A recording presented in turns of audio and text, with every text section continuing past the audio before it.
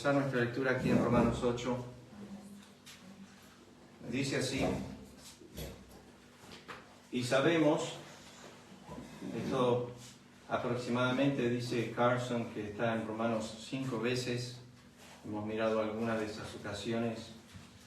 Sabemos el énfasis que necesito remarcar esta mañana es el énfasis de los creyentes, los santos, o la particularidad a la que está haciendo énfasis el apóstol Pablo. Sabemos que ese a los a través de este pasaje, a los que aman a Dios, todas las cosas les ayudan a bien, exclusivo para los que aman a Dios.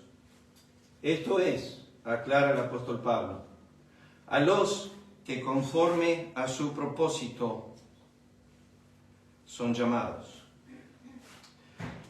Nos vamos a dedicar a la frase conforme a su propósito son llamados, pero quiero remarcar algunas cosas. Porque a los que antes conoció, sabemos que Dios conoció a todos los hombres, los conoce de principio a fin, pero que hay una atención particular de Dios. Dios dice: solamente a vosotros he conocido de todas las familias de la tierra. ¿Está mintiendo Dios? No. Hay que darle significado a lo que dice. Cuando Dios dice solamente a vosotros he conocido, lo que está diciendo es que solamente me he dado particularmente a ustedes como pueblo y nación, como familia. Me ha acercado a ustedes. La Biblia dice que Dios se apareció a Abraham. ¿Por qué a Abraham? Dios escogió a Israel. ¿Por qué Israel? Deuteronomio explica por qué a Israel. Capítulo 7.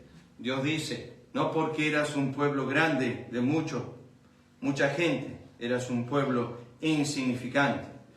No porque había justicia en ti, porque eres un pueblo de dura cerviz, sino porque Jehová te amó. Si nosotros podemos darle una explicación al amor de Dios, entonces la causa está en nosotros. Pero como la Biblia no pone explicación, solamente dice Jehová te amó y no dice por qué. Entonces nosotros tenemos que aceptar lo que es el amor soberano de nuestro Dios. Solamente a vosotros he conocido, dice Jehová, porque a los que antes conoció, está hablando de un pueblo particular. Voy a afinar esto porque ¿qué pasa? A ver. A los que antes conoció, también los predestinó. Entonces no todos han sido predestinados, para que fuesen hechos conforme a la imagen de su Hijo. Déjenme decirles esto: la predestinación no tiene que ver con salvación. La mayoría de comentaristas dicen predestinación tiene que ver con la frase siguiente: para ser hechos conformes a la imagen de su Hijo. Notorio es pensar en esta conformidad de la imagen de su Hijo, que en la creación, en el principio, Dios dijo: hagamos al hombre a nuestra imagen, a nuestra semejanza. En la creación Dios hizo al hombre como persona, en la igualdad de Dios, en la semejanza de Dios. En la redención, diferente a la creación, el énfasis es: hagamos al hombre como a Cristo. En la creación es: hagamos al hombre como nosotros. En la redención es: el propósito de Dios es hacer hombres y mujeres como su Hijo. El propósito. Para que fuesen hechos conformes a la imagen de su Hijo. No me acuerdo quién leí esta semana, que me impactó, y ahora voy ahí. Para que Él sea el primogénito. La palabra primogénito puede tener varios significados en el Antiguo Testamento, pero aquí creemos que significa preeminencia. No significa nacimiento o el primero en su nacimiento, sino preeminencia entre muchos hermanos. Seremos igual a Cristo, pero Cristo no sigue siendo diferente a nosotros. Él va a tener siempre la preeminencia. y digno es de toda preeminencia, suficiente, obviamente. Hecho conforme a la imagen de su Hijo, para que Él sea el primogénito entre muchos hermanos. Y sigue la lista Pablo. A los que predestinó, a estos también llamó. O sea que el llamamiento está basado en la predestinación. Entonces, este llamamiento es particular, porque este llamamiento está ligado a la predestinación. No es el llamado común general que sabemos, sino este es un llamado particular, porque enseguida que llama, y a los que llama, justifica. Si todos los llamados son predestinados, si todos los predestinados son llamados y todos los llamados son justificados, entonces significa que es un grupo, no un todo. La conclusión clara del pasaje. Y a los que justificó, a estos también glorificó. ¿Qué doctrina está ausente aquí? En la cadena de nuestras doctrinas, ¿cuál está ausente? Justificación, glorificación, falta una en medio. ¿Cómo se llama? Santificación. Está. ¿Dónde? Para que sean hechos conformes a ¿qué? A la imagen. La santificación está implícita en el propósito más sublime de Dios, hacerlos como Cristo. Eso es santificación. Eso es santificación. Entonces, estudiando el pasaje, a los que predestinó, a estos también llamó, a los que llamó, a estos también justificó, y a los que justificó, a estos, y solamente a estos, glorificó. Pablo, después de decir todo esto, que ya es tremendo y supera nuestras mentes y corazones, hace la pregunta. Son 6 preguntas. ¿Qué pues diremos a esto? Si Dios es por nosotros, ¿en nosotros quién? Bueno, viene hablando. A los que. ¿Quién contra nosotros? El que no escatimó ni a su propio Hijo, sino que lo entregó por todos, en nosotros sigue siendo el mismo. El todos nosotros no es todo el mundo. El todos nosotros es a los que predestinó. A los que predestinó llamó. A los que llamó justificó. A los que justificó glorificó. Ese es el grupo. De ese está hablando Pablo. En nosotros no es todos. En nosotros es ese grupo particular. Entonces, Pablo dice aquí, el que no escatimó ni a su propio Hijo, sino que lo entregó por todos nosotros. ¿Cómo? ¿No nos dará también con Él todas las cosas? No a todos los hombres. Y ahora toma en nosotros y a los que, y contesta quiénes son. Versículo 33. ¿Quién acusará a los escogidos de Dios? Los nosotros y a los que son los que Dios escogió. Dios es el que justifica. ¿Quién es el que condenará? Cristo es el que murió, más aún el que también resucitó, el que además está a la diestra de Dios, el que también intercede. Y acá viene la frase nuevo, por nosotros, por todos. Lean Juan 17, no ora por el mundo. No está en el cielo orando por tu vecino que es incrédulo. Si tu vecino ha sido predestinado, si tu vecino va a ser llamado, si tu vecino va a ser justificado, entonces entra dentro de la oración. No oro solamente por ellos, sino por los que han de creer en mí, por la palabra de ellos. Entonces, Cristo está orando por todos los que han de creer. Por la palabra. Creer por la palabra. La fe viene por ahí y el oír por la palabra. Entonces, la fe es engendrada cuando el alma escucha. Vamos a ir a eso mañana, pero para que piensen. ¿Quién nos separará del amor de Cristo? Está hablando de este grupo que viene hablando, los escogidos de Dios. Acá vienen todas las cosas. ¿Recuerdan Romanos 8:28? Romanos 8:28 dice, y sabemos que a los que aman a Dios, todas las cosas les ayudan. Acá vuelve a mencionar todas las cosas. tribulación, angustia, persecución, hambre, desnudez, peligro y espada. Y uno se pregunta, ¿cómo puede ser que juntamente con Cristo nos da todas las cosas y sin embargo creyentes sufren tribulación, sufren angustia, sufren persecución, sufren hambre, sufren desnudez? Uno dice, ¿dónde está el Padre Celestial que cuida? Sufren peligro, espada, muerte. Pablo menciona, como está escrito, por causa de ti somos nosotros, esos llamados, esos justificados, esos glorificados. Somos muertos todo el tiempo. Piper dice que en todo el mundo, todo el día, están muriendo creyentes bajo persecución. Hubo épocas donde hubo más, épocas donde hubo menos.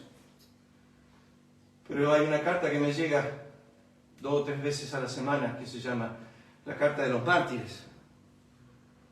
Ellos ponen estadísticas de cuánta gente está muriendo todos los días, santos. Somos muertos todo el tiempo, somos contados como ovejas de matadero, pero no son estos escogidos por Dios, justificados por Dios, glorificados por Dios, predestinados por Dios antes. En todas estas cosas somos más que vencedores por medio de aquel que nos amó. Si solo entendieras esa última frase, su profundidad, nos amó.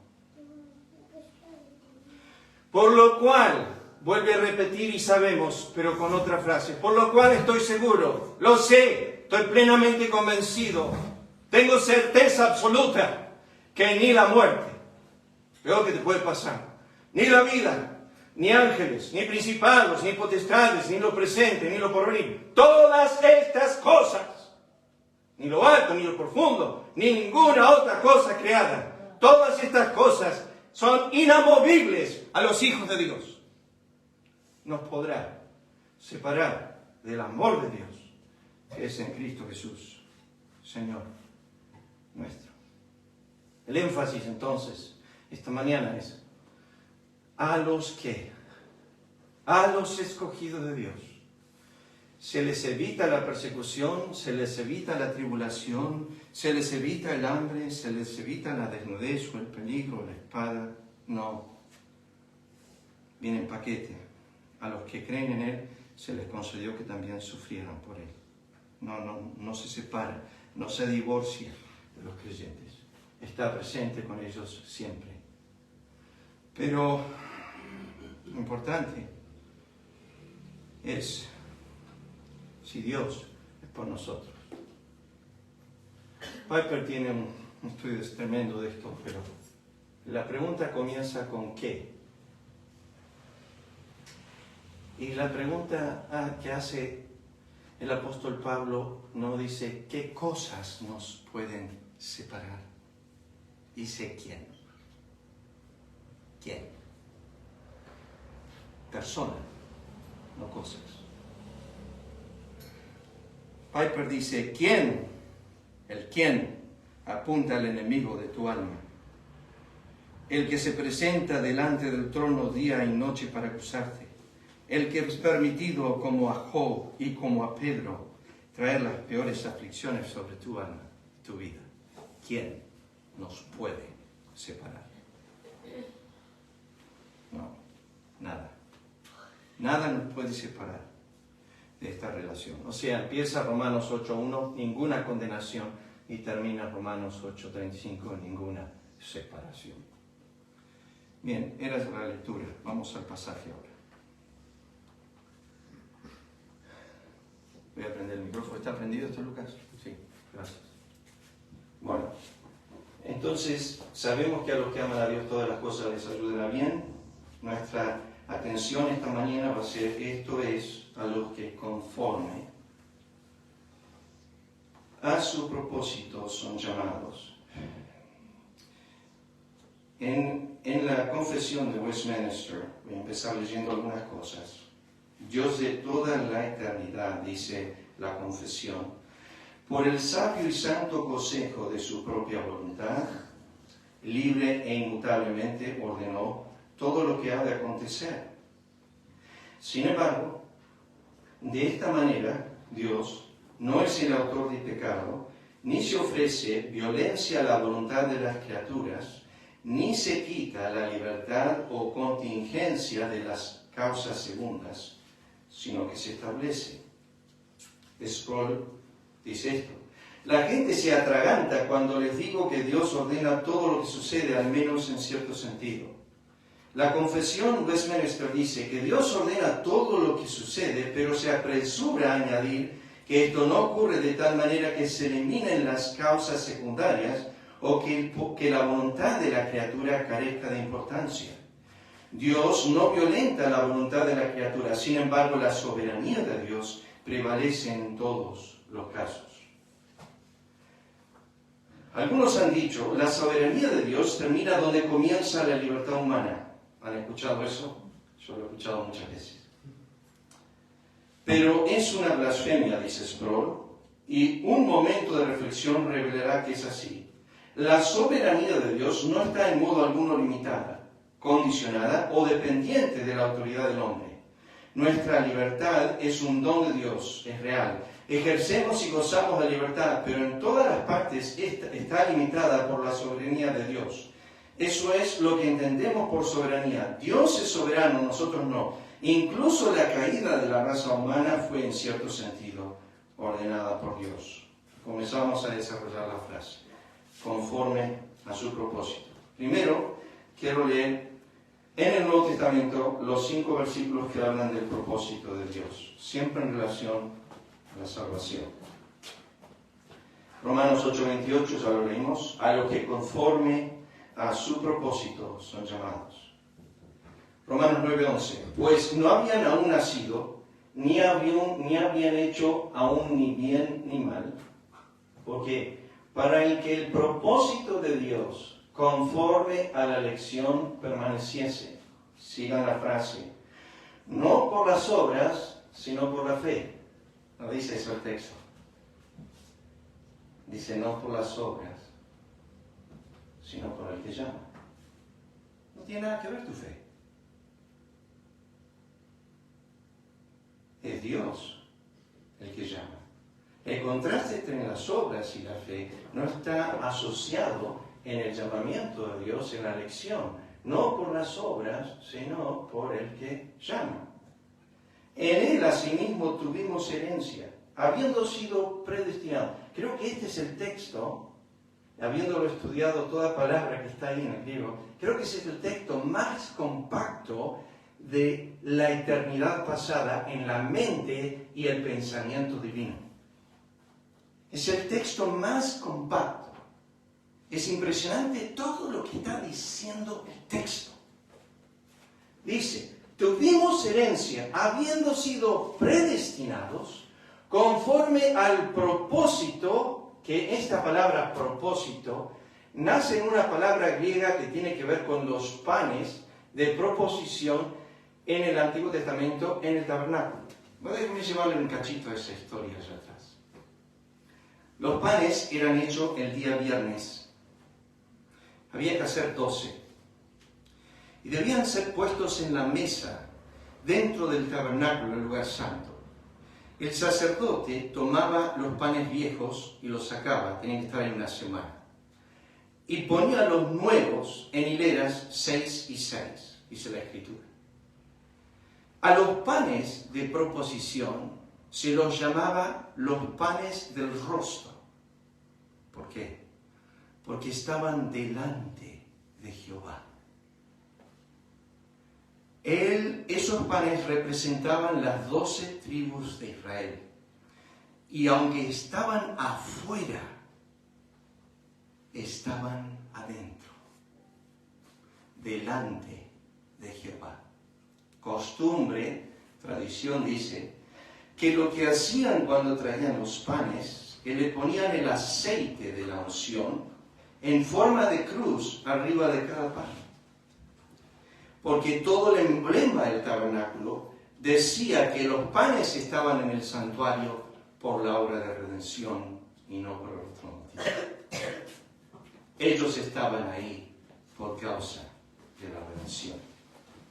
O sea que el propósito de Dios es tener un pueblo delante de Él para siempre. El propósito de Dios es tener hijos en gloria como Cristo para siempre. ¿Me necesita Dios? No, nunca me ha necesitado. Pero el propósito de Dios es tener hijos en su presencia para siempre. Siempre pienso en el Antiguo Testamento, cuando viene delante el sacerdote trayendo al pequeño Samuel y le dice, este es por quien yo oraba. Pienso en Judá, cuando intercede por su hermano Benjamín. Ahí está. Y le dice a José, yo salí fiador por este muchacho. ¿Y cómo me voy a presentar delante de mi padre? Y el muchacho no está conmigo. Porque la vida del muchacho está ligada a la del Padre. Cristo salió fiador de nuestras almas. Y si nosotros no estamos en la presencia del Padre, Él dará cuenta por nosotros. Pero el Padre dijo en 47, de lo que me diste, no perdí ninguno. Y no perdí ninguno. Conforme al propósito, escuchen, del que hace todas las cosas según el designio. Es la palabra consejo, palabra muy interesante en el griego. Yo no la sé pronunciar, pero se escribe bolé. Aparece interesantemente en varios pasajes de la Escritura. Esta palabra consejo es tremendamente interesante porque aparece en Hechos 2.23 y Hechos 2.28 cuando dice que hicieron conforme a todo su consejo. Y los pensamientos de Jehová, o los consejos de Jehová, Salmo 33, dice, son para todas las generaciones. Entonces, el propósito de Dios es tener un pueblo delante de su presencia conforme a el designio de su consejo, de su voluntad, su placer. O sea, leyendo el texto, diría algo de esta forma. En Él tuvimos herencia, habiendo sido predestinados, es limitar. Yo sufro ahí. Yo sufro ahí. Millares de millares tendrá misericordia. Número el cual Apocalipsis 7:9 dice, no se puede contar. De toda tribu, lengua, pueblo, nación, delante del trono. Y eso es la multitud que salió de la gran tribulación. Ni hablar de todos los santos de toda la historia. Un número innumerable de creyentes que van a ser redimidos por la sangre de Cristo. Ser traídos a estar delante de la presencia de Dios para siempre. Y que Cristo va a poder decir al Padre, este es por quien yo oraba. Este es por quien yo di mi vida. Conforme al propósito, predestinados conforme al propósito, presentarse a sí mismo un pueblo para sí. Y Él hace todas estas cosas según el consejo de su voluntad. No solo hay una triunidad, Padre, Hijo, Espíritu Santo. Efesios 3:11, vuelvo a utilizar esta palabra, conforme al propósito eterno. Tenía un pastor en Estados Unidos, la iglesia donde yo fui pastor, se llamaba Philip Huey, tenía más de 70 años, y yo tenía 20, 22. Y él cuando compartía, hablaba de este versículo siempre, decía, conforme al propósito eterno que era de conseguir una esposa para su hijo, que hizo en Cristo Jesús, nuestro Señor. Tito. Este es otro versículo compacto. Quien nos salvó y llamó con llamamiento santo, no conforme a nuestras obras, sino según el propósito suyo y la gracia que nos fue dada en Cristo Jesús antes de que tú y yo existiéramos. No estábamos en existencia, no había mundo aún, no había ángeles. La Biblia dice, antes de los tiempos de los siglos. Antes que comiencen los eones, la palabra griega, antes que comience el reloj a tirar, antes que hubo 24 horas, antes que se diga, este es un día, antes de eso, Dios estaba pensando en ti, en gracia, tenía un propósito y es suyo, no mío, es suyo. El ser hecho conformes a la imagen de su Hijo, sin duda está dentro de este propósito eterno de Dios. Me gusta el Salmo 138:8. Jehová cumplirá su propósito en mí. No sé cuántos años tenías cuando conociste a Cristo, pero fue el momento cuando Él cumplió su propósito. Enseñando el otro día a la clase del instituto, algo que he dicho otras veces, en Génesis 1:26 dice, hagamos al hombre a nuestra imagen y semejanza. Y después dice, varón y hembra los creó. Parece que Génesis 1:26-27 dice que los hizo en el mismo tiempo.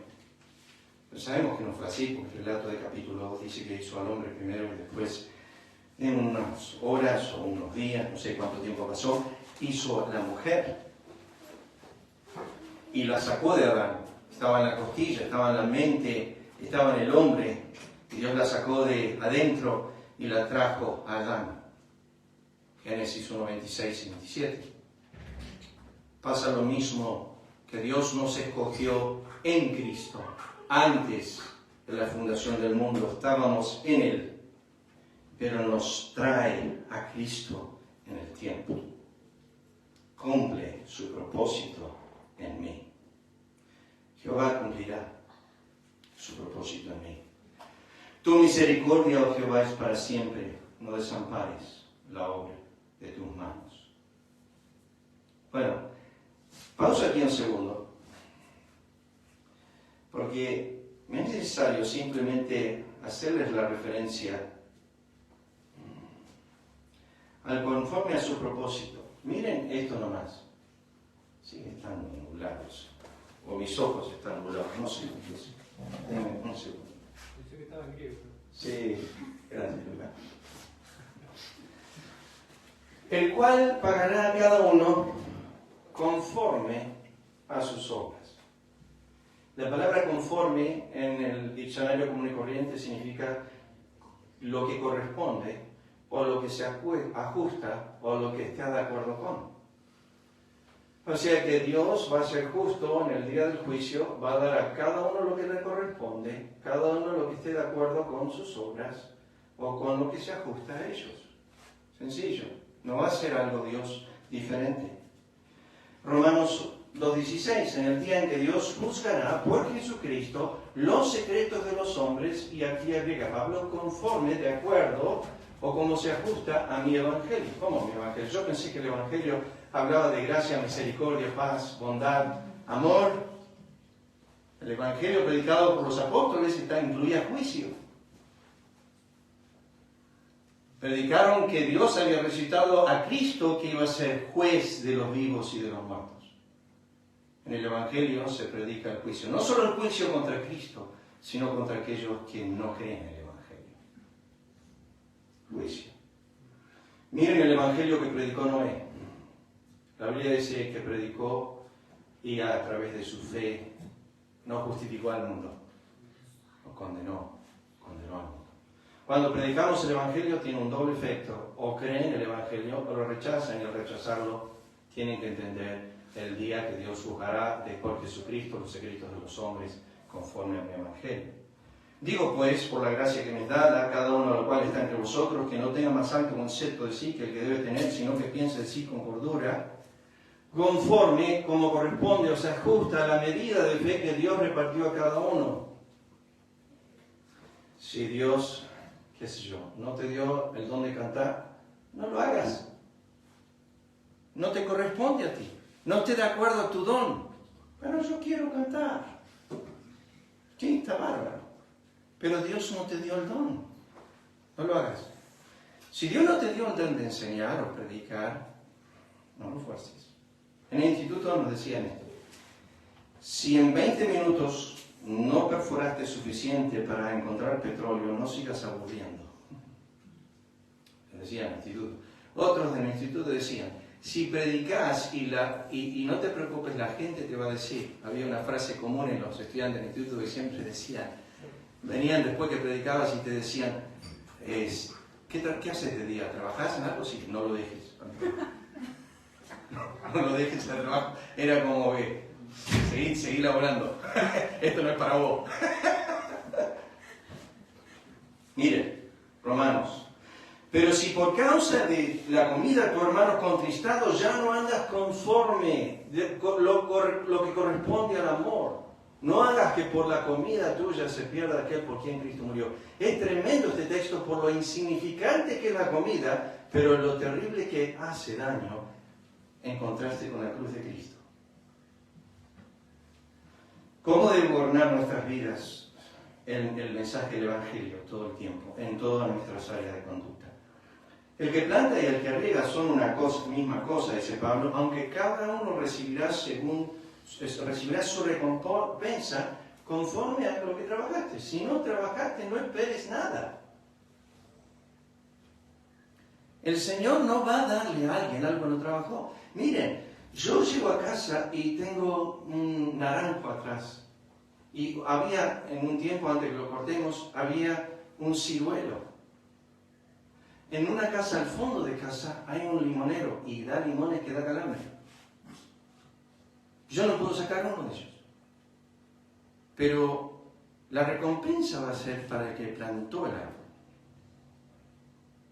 Y hay gente que vive trabajando en la obra del Señor y no vemos solo fruto. Y llego yo unos años más tarde y de repente empiezan a salvarse las almas. Y empiezan a conocer a Cristo. Y empieza a venir de todos lados. Y la gente me mira a mí como si yo lo hubiese hecho. Y la Biblia dice, os envié a cegar donde no sembrasteis. Otros sembraron y vosotros habéis entrado a sus labores. No confundas. Que si tú estás recogiendo almas en el reino de Dios y no sembraste en una de ellas, la recompensa va a ir a otro.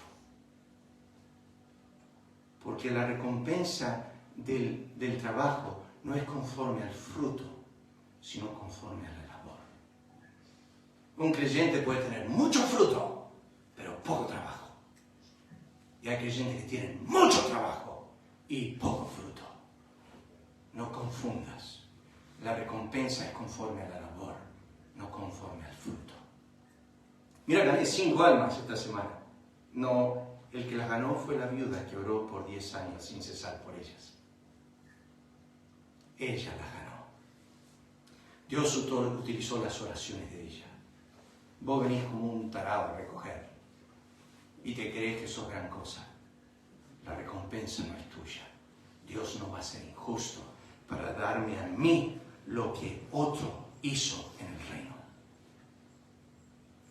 Es claro eso en la Escritura. Pablo dice en Corintios 3:10, conforme a la gracia de Dios que me ha sido dada, yo como arquitecto puse el fundamento y otro edifica encima, pero cada uno mira cómo se edifica. ¿Sabe que este versículo fue el consuelo de mi alma cuando traté de vivir en los zapatos de mi padre? Yo amaba a mi papá, sigo amando, yo lo estimé a él, enseñó todo lo que sé, pasaba horas y horas con él en el estudio, pero la gente me titulaba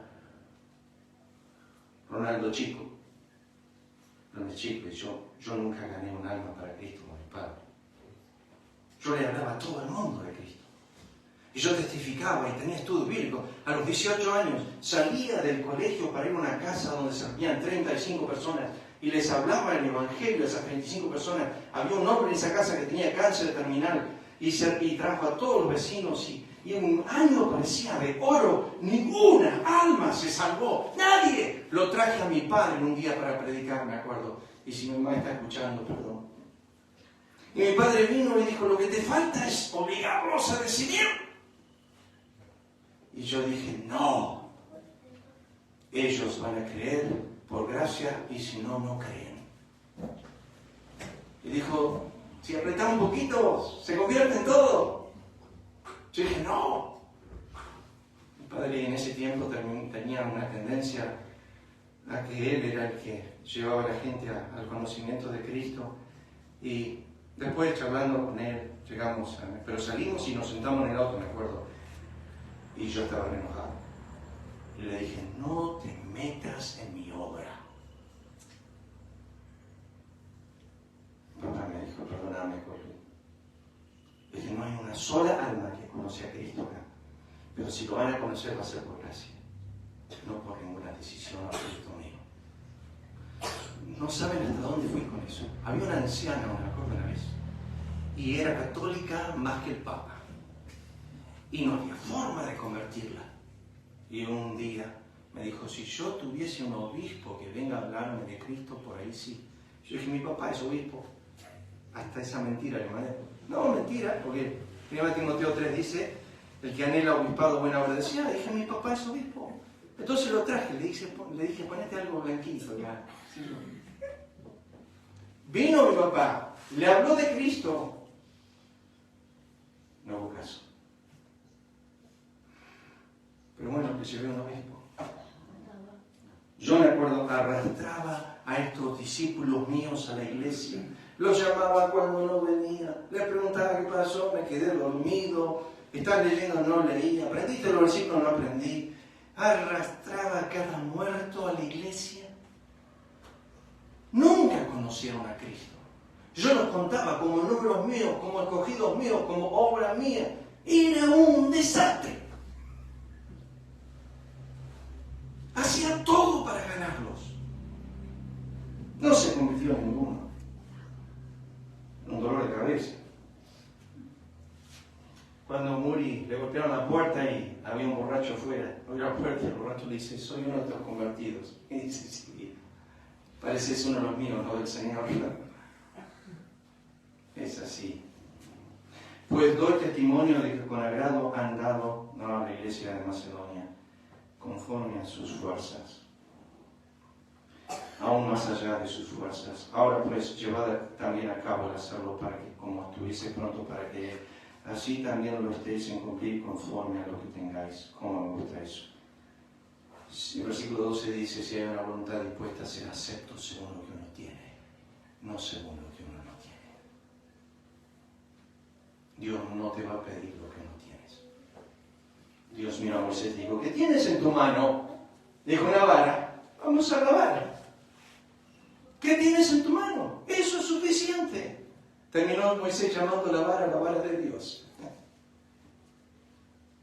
Lo que tienes es lo que Dios quiere. Nada más. Como decía Philip Hugh años atrás, me decía, Dios quiere disponibilidad y no habilidad. La habilidad la provee, la disponibilidad la pongo yo. Aquí estoy, Señor, heme aquí, envíame a mí. Pero nosotros no nos gloriaremos desmedidamente, sino en la regla, conforme a la regla de Dios. Dios nos ha dado por medida para llegar también a vosotros. No nos gloriaremos desmedidamente en trabajos ajenos, esto es lo que venía hablando, sino que esperamos que conforme crezca vuestra fe, seremos muy engrandecidos entre vosotros conforme a nuestra regla. ¿Saben cuántos conformes hay en la Biblia? Como 300. Leí 7 o 8. Para que piensen nomás. Bien, volvemos a la nota. Su propósito. Bueno, no sé, ¿alguien me dice qué hora es, por favor? 12 menos 7. No, no puede ser. Y sí. Bueno. Qué desastre. Su propósito, su voluntad. Necesito llevarnos a los textos del Antiguo Testamento donde Dios impone esta verdad. Escuchen Job 23:13. Pero si Él determina una cosa, ¿quién lo hará cambiar? Su alma deseó hizo. Estas son algunas traducciones. Pero el soberano, ¿quién puede hacerlo desistir? Lo que Él quiere hacer, lo hace. Dios hace lo que quiere, pues Él es el único Dios. Nadie lo hace cambiar de planes. Pero Él es firme en sus decisiones. ¿Quién podrá disuadirlo? Siempre lleva a cabo sus proyectos. Job 9:12. He aquí arrebatará. ¿Quién le hará restituir? ¿Quién le dirá qué haces? ¿Saben lo que en el contexto que es arrebatar? Hacer morir. Si Él arrebatara algo, ¿quién le estorbaría? ¿Quién puede decirle qué haces? Cuando envía la muerte a llevarse a un hombre, ¿quién puede impedírselo? ¿Quién osa preguntarle, ¿qué estás haciendo? Escuchen a los hombres en el velatorio cuando alguien muere. Hay un silencio. Yo sé que hay reverencia, hay silencio, pero muchas veces estamos ahí. ¿Qué podemos hacer? No tenemos poder contra ese día. Si de algo se adueñara, ¿quién lo haría resistir? ¿Quién puede cuestionar sus actos?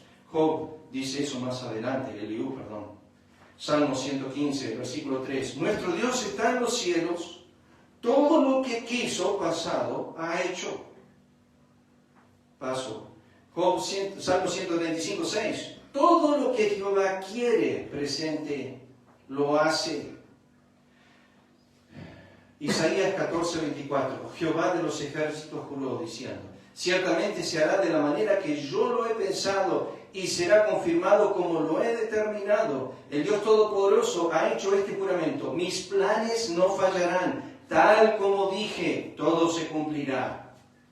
14:27. Pero Jehová de los ejércitos lo ha determinado. ¿Quién lo impedirá? Su mano extendida, ¿quién hará retroceder? Si el Señor de los ejércitos lo ha determinado, ¿quién puede frustrarlo? Y en cuanto a su mano extendida, ¿quién puede volverla atrás? El Señor Todopoderoso lo ha decidido, nadie podrá oponérsele. Su mano está amenazando, nadie lo hará cambiar de parecer.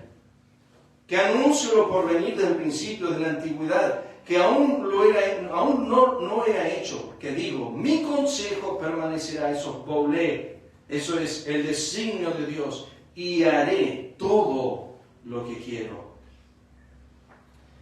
Esto es Nabucodonosor, tremendas las palabras de él. Todos los habitantes de la tierra son considerados como nada, y él hace según su voluntad en el ejército del cielo, en los habitantes de la tierra, y no hay quien detenga su mano y le diga: ¿qué haces? ¿Qué haces? Efesios 1:5. El amor, habiéndonos predestinado para ser adoptados hijos suyos por medio de Jesucristo, según el puro afecto de su voluntad. ¿Alguien sabe cuál es la palabra griega puro afecto? Es la palabra benevolencia. Saben que cuando Dios en su designio y su consejo escoge, predestina, llama conforme a su bondad, está manifestando cuán bueno es. Puro afecto. Una de las traducciones ahí lo tiene. Según dice en la NBI, dice según el buen propósito de su voluntad. Efesios 1:9, dándonos a conocer el misterio de su voluntad, según su beneplácito, el cual se había propuesto en sí mismo. Efesios 1:11, ya lo leímos. En él asimismo tuvimos herencia, habiendo sido predestinados conforme al propósito del que hace todas las cosas según el designio de su voluntad. Qué lástima. Acá es donde realmente empieza el mensaje. Según su propósito, nos llamó. Llamados. Hay una invitación general, externa, universal. Escúchenla. Voy cerrando. Así los primeros serán postreros y los postreros primeros, porque muchos son llamados, mas pocos escogidos. Mateo 22:14. Porque muchos son llamados, pocos escogidos. Cristo dijo en Marcos 16:15 a sus discípulos: id por todo el mundo, predicad el Evangelio a toda criatura. El mensaje de Cristo crucificado es para todos los hombres. Cristo dijo de esta forma: el que tiene sed, venga a mí. Venid a mí, dijo Cristo, todos los que estáis trabajados y cargados, y yo os haré descansar. Escuchen las invitaciones al Antiguo Testamento y Nuevo Testamento. Venid, luego dice Jehová, estemos a cuenta. A todos los sedientos, venid. a las aguas. A todos los que no tienen dinero, venid, comprad y comed. Venid, comprad sin dinero, sin precio, vino y leche. Isaías 55:1. Inclinad vuestro oído, venid a mí y oíd y vivirá vuestra alma. Es para todos. Mateo 11:28. Venid a mí, todos los que estáis trabajados y cargados, y yo os haré descansar. Volvió a enviar a otros siervos diciendo, venid a las bodas. Buscad a Jehová y su poder. Buscad siempre su rostro. Grandes son las obras de Jehová. Buscad de todo lo que las quieren. Qué tremenda frase. Isaías, aprended a hacer bien. Buscad el juicio. Buscad a Jehová mientras puede ser hallado. Llamadle en tanto que está cercano. Porque así dice Jehová a la casa de Israel. Buscadme y viviréis. Buscad a Jehová y vivid. Buscad al que hace las pléyades. Buscad lo bueno y no lo malo. Buscad primeramente el reino de Dios. Para que busquen a Dios. Mirad a mí y sed salvos. Y no queréis venir a mí. Las invitaciones son extensas, profundas. Dios llama a todos los hombres, en todo lugar, que se arrepientan. El cual quiere, dice la Biblia, que todos los hombres sean salvos. Yo soy el pan de vida. El que a mí viene nunca tendrá hambre. Todo el que el Padre me da vendrá a mí. Y el que a mí viene no le echo fuera. Ninguno puede venir a mí si el Padre que me envió no lo atrajere. Escrito está en los profetas, serán todos enseñados por Dios. Así que todo aquel que oyó al Padre y aprendió de él, viene a mí. Y dijo, por eso os he dicho que ninguno puede venir a mí. Por cuanto llamé, no quisiste oír. Extendí mis manos, no hubo quien atendiese. Desechaste todo consejo mío. Mi reprensión no quisiste. Oh Jerusalén, Jerusalén, que matas a los profetas y apedreas a los que te son enviados. ¿Cuántas veces quise? Y no quisiste. Dudamos de la sinceridad del cielo. ¿Cuántas veces quise y no quisiste? Porque así dijo Jehová el Señor, el Santo de Israel, en descanso, en reposo seréis salvos, en quietud y en confianza será vuestra fortaleza, y no quisiste. Di un sermón hace unos años atrás con esta frase, no quisieron, no quisieron, no quisieron. Sabemos que a los que aman a Dios, todas las cosas les ayudan a bien. Esto es a los que conforme a su voluntad son llamados. Y vamos a hacer la semana que viene, ¿qué significa ser llamado eficazmente? Hay un llamado general, ya lo vemos, venid a mí todos, todos, todos, todos, todos. Y uno va casa por casa predicando el Evangelio. Y uno llama a sus parientes, y uno les habla de Cristo a sus parientes y dice, vengan. Y afuera de la puerta del cielo dice, todo aquel que quiere, todo aquel que beba, todo aquel que tenga sed, todo aquel que está trabajado y cargado, para todos es el llamamiento, para todos es la invitación. Yo sé que los hombres no vienen, pero este término, los llamados, es un término que pertenece a los santos. Termino con estos 4 versículos. Mírenlos. Isaías 43:7. Todos los llamados de mi nombre, para gloria mía los he creado, formé y los hice. 1 Corintios 1:24. Mas para los llamados, así judíos como griegos, sin distinción, ahí en judíos y griegos pueden decir, todo el mundo, Cristo, poder de Dios, sabiduría de Dios. Hebreos 9:15, así que por eso es mediador de un nuevo pacto, para que interviniendo muerte para la remisión de las transgresiones que había bajo el primer pacto, los llamados reciban la promesa de la herencia eterna. Un término para los creyentes. Judas 1:1. Judas, siervo de Jesucristo, hermano Jacobo, a los llamados, santificados en Dios Padre y guardados en Jesucristo. ¿Se acuerdan el himno? Mi padre favorito de él, terminó con esto esta mañana. Mi Salvador en su bondad al mundo malo descendió y de hondo abismo de maldad mi alma levantó. La segunda estrofa en inglés dice, me llamó mucho antes de oír ¿Saben cuándo te llamó? Antes que estabas en el vientre de tu madre. Pablo dijo eso a los Gálatas. Me llamó por su gracia. Pablo dice a los Gálatas 1:15. Cuando agradó a Dios, que me apartó del vientre de mi madre y me llamó por su gracia para revelar a su Hijo en mí. Y entramos al tema de ¿por qué no todos? ¿Por qué no tuvo misericordia sobre todos? La multitud es enorme, no puede contarlas, más que las estrellas quizás, más que la arena del mar, la multitud, pero no es todos. ¿Y qué pasa con el otro grupo? Con los que oyen. Los que escuchan claramente la voz del Espíritu. Los que resisten. Y uno dice, ¿pueden resistir? Sí, hay un montón de textos que hablan de la resistencia del hombre. No queréis venir a mí. No quisiste. Vosotros siempre resistís al Espíritu Santo. Siempre. Y uno mira, mi abuelo, me cansé de hablarle de Cristo.